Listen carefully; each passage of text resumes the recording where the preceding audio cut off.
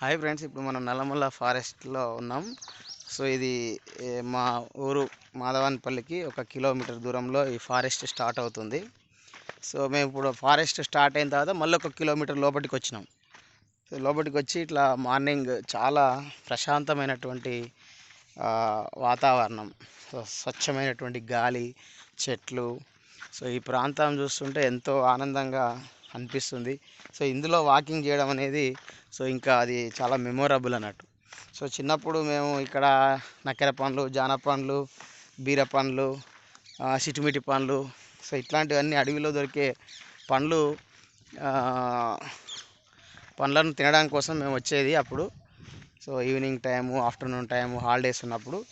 So ఇప్పుడు మరి job రీత్యా మనం టౌన్లో ఉండడం జరుగుతుంది. సో ఇట్లా ఊర్లోకి వచ్చినప్పుడు ఖచ్చితంగా మళ్ళీ ఈ నల్లమల్ల ఫారెస్ట్లోకి రావడం, సో ఇక్కడ ఉన్నటువంటి వాతావరణాన్ని ఎంజాయ్ చేయడం అనేది జరుగుతుంటుంది. సో మా మిత్రుడు వెంకటేష్ పక్కనే తిరుమలాపూరు. సో వాళ్ళ ఊరికి కూడా ఇది 1 కిలోమీటరే ఉంటుంది మళ్ళీ ఈ ఫారెస్ట్. సో ఇట్లా ఈ ఫారెస్ట్లో ఒక మంచి ప్రశాంతమైనటువంటి వాతావరణం అయితే మనం చూడవచ్చు. సో చాలా మంచి అట్మాస్ఫియర్ ఉంటుంది. సో ఒక ఏమంటాం దాన్ని, ఫ్రెష్ ఎయిర్ జోన్గా మనం చెప్పుకోవచ్చు. సో నల్లమల్ల ఫారెస్ట్ చాలా జీవ వైవిధ్యానికి ఒక నిలయం. సో ఇందులో ఎన్నో రకాల పక్షులు, జంతువులు అవన్నీ కూడా కలిసి జీవనం సాగిస్తున్నటువంటి ఫారెస్ట్ ఇది. సో ఇది ఇప్పుడు సమ్మర్కు దగ్గరగా ఉన్నాం కాబట్టి పెద్దగా చూడవచ్చు. అడవి అంతా కూడా కొంత మోడు బారినటువంటి లైట్ ఆకులు అనేవి కొంచెం తక్కువ ఉన్నాయి. సో అంత గ్రీనరీ లేదు. సో ఆఫ్టర్ సమ్మర్, మనకు సమ్మర్ అయిపోయిన తర్వాత జూన్ జూలై ఆ టైంలో చాలా మళ్ళీ రైనీ సీజన్ స్టార్ట్ అవుద్ది కాబట్టి సో అప్పుడు చాలా గ్రీనరీ మనం చూడొచ్చు అన్నట్టు.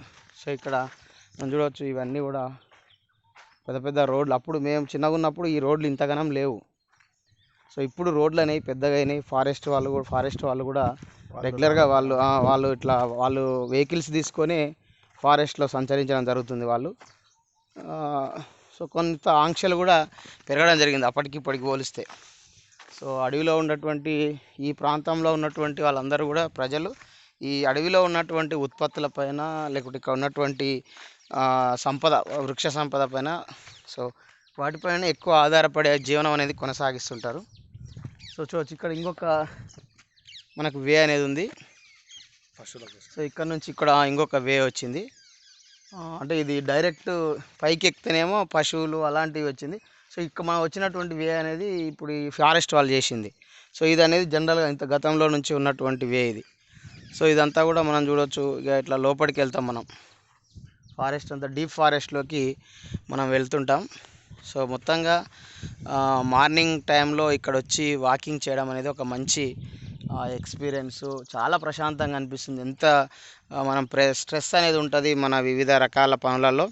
సో ఇక్కడ రావడం ద్వారా ఆ స్ట్రెస్ అంతా పోయి మనం ఒక మంచి వాతావరణంలో ఒక మంచి రిలాక్స్ అనేది దొరకడం జరుగుతుంది. సో ఖచ్చితంగా కూడా మరి ఈ నియర్ బై విలేజెస్ ఉన్నటువంటి వాళ్ళు ఖచ్చితంగా కూడా మరి ఇట్లా ఈ నల్లమల్ల ఫారెస్ట్లో స్పెండ్ చేస్తే మనకి ఎంతో కూడా నూతన ఉత్సాహం అనేది వస్తుంటుంది. దాని ద్వారా మన యొక్క ప్రొఫెషన్లో మరింత ఉత్సాహంగా పనిచేయడం జరుగుతుంది. సో ఇప్పుడు మా ఫ్రెండ్ వెంకటేష్ ఏమన్నా తన యొక్క ఎక్స్పీరియన్స్ని షేర్ చేసుకుంటాడు. Save forest save nature. Save forest save nature, అంతేనా? ఓకే, ఫారెస్ట్ని కాపాడదాం, మరి మన యొక్క ప్రకృతిని కూడా కాపాడదాం. అట్లా కాపాడితేనే ఈ జీవ వైవిధ్యాన్ని కాపాడుతాం. అప్పుడే మన మన మనుగడ అనేది సాధ్యమవుతుంది. మనతో పాటు మన చుట్టూ ఉన్నటువంటి వృక్షాలు, పక్షులు, జంతువులు వీటన్నిటిని కాపాడుకోవాల్సినటువంటి అవసరం ఎంతైనా ఉంది. Okay, save Nallamala forest, save forest, save forest save nature. Bye.